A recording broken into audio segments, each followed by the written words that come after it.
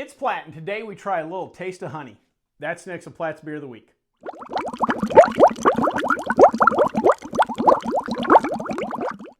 So the particular beer we have today is the Honey Kolsch. Comes to us from the fine folks at Rogue Ale. A little background on Rogue. Rogue was founded in 1988 in Ashland, Oregon. It's founded by three gentlemen, Jack Joyce, Rod Stresser, and Bob Waddell. They were three executives at Nike and were approached by a fourth gentleman about opening a brew pub. Well, they decided it was time to live the dream, and that's what they did. They opened their original location with a 10-barrel brew system in the basement and a 60-seat brew pub up top. Now, they immediately gained a little bit of traction, and they immediately went out and started trying to expand, looking for a location to expand. In 1989, they found that location in Newport, Oregon. Now, there's an interesting story behind that location. At the time looking for the location, they ran into a woman named Mojave Noemi, also known as Mo. And she owned a local restaurant at the time and lived upstairs above it, but she always wanted to live above a bar. So she agreed to lease the restaurant to Rogue on two conditions. A, they took care of the local fishermen, they fed them.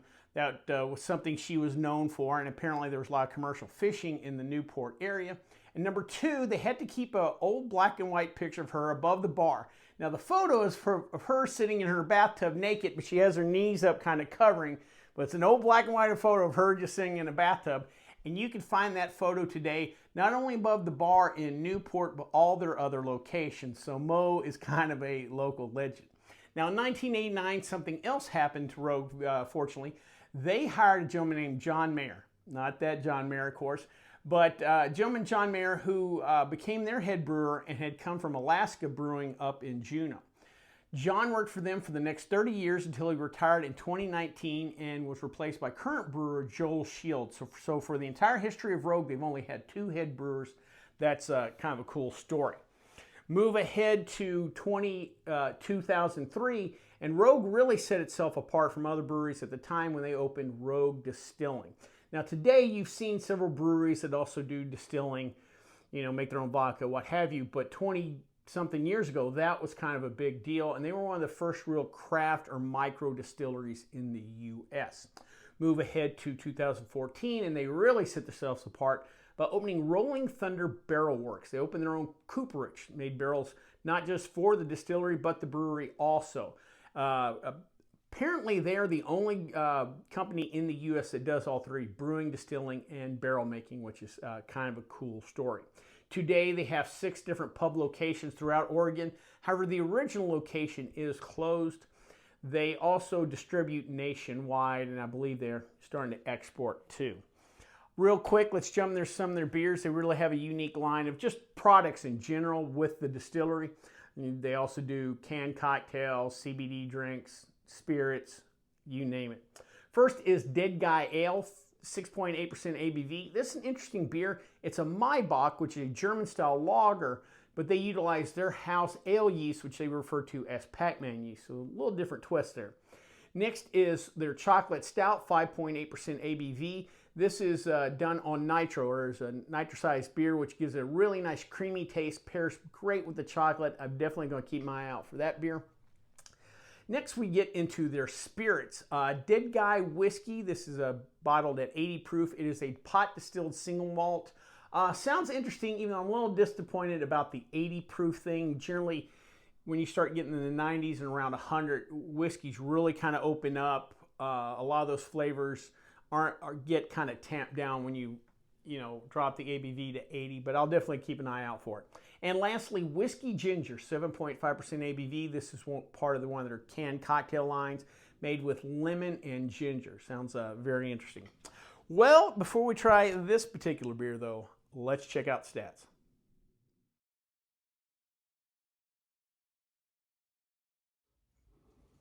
All right, guys, let's jump into this beer. Let's crack her open.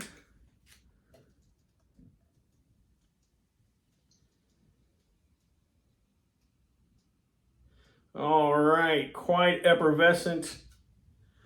Nice thick foamy white head, plenty of bubbles. Pretty clear beer. While we let that kind of open up. I'll answer questions for Platt. If you have a question that you would like for me to answer in a video, just send it to plattsboozblog@gmail.com. In the subject line, put questions for Platt, and I will do my best to answer it for you in a video. Today's question comes from Iceman, and he basically asked a question about distilling wine. Now, if you're regular to the channel, you know that I've really not talked about distillation. And in full disclosure, I do know how to distill, and I probably know a lot more about it than I've ever disclosed on the channel. But part of it is just because of the legality. And I know that's starting to change. I think West Virginia just passed a bill, and I think it's always been legal in Missouri and a couple other states. But because of the illicit nature, also too, it is more complex than home brewing. And it would just kill me if something, somebody tried something and shot out an eye or something. So I've not touched the subject. However, if you are interested in home distillation, I want to recommend a couple of really good YouTube channels that I follow myself. One is called Still It. The gentleman is out of New Zealand. In New Zealand, home distillation is legal. He has a really cool setup. He really, knows his stuff. He sells, I think, his own custom barrels, and like if you need little wood staves for aging, not just spirits, but if you want to age, wine or mead, stuff like that, he sells those. Really good channel. Other one is Barley and Hops Brewing, a gentleman named George that runs this channel. Really cool guy, seems like. I also know he prides himself, like I do, on answering comments in the comment section. So if you have a question, I'm sure George would answer it for you like that. I believe his story was at one time he owned a home brewing shop or whatever, so he really knows the equipment. But if you're into home distillation, check those two guys out. They'll do you way better than I do on this channel. I'll just be honest like that. All right, let's dive into this beer. All right, not getting a lot off the nose. Kind of reminds me, has a nose similar to like a European lager. Like I'm really picking up some malt here. There's really no hops. And I don't pick up any honey, but let's go ahead and dive in.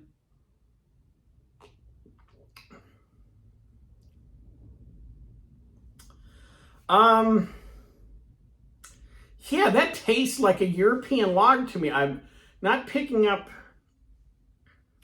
really any honey.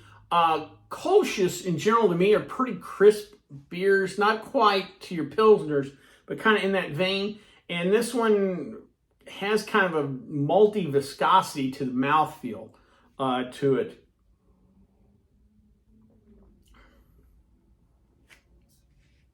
Yeah, I'm not picking up the honey. It's not a bad beer, but again, it reminds me more of a European lager. Color-wise, this would look similar to, our domestic lagers, Bud Miller, Coors, whatever, but definitely more of a mouthfeel, more malt forward than that. But not much else to it. Hops really don't play much into this. I mean, it's balanced. It's not sweet. But like I said, it has a little more viscosity and body. It just seems like an all malt lager. Some of those 100% malt lagers that, aren't I don't believe there's any adjuncts in this one. So it's just an all malt lager. Not bad, but the honey kind of misses out. Well, I hope you enjoyed this video. If you did, please subscribe down below. Also, please like the video because it lets YouTube know we're putting out good content. If you have any questions, comments, concerns, or beers that you'd like me to try, please put them in the comment section, or you can always contact me on the Twitter page. Till next time, bottoms up.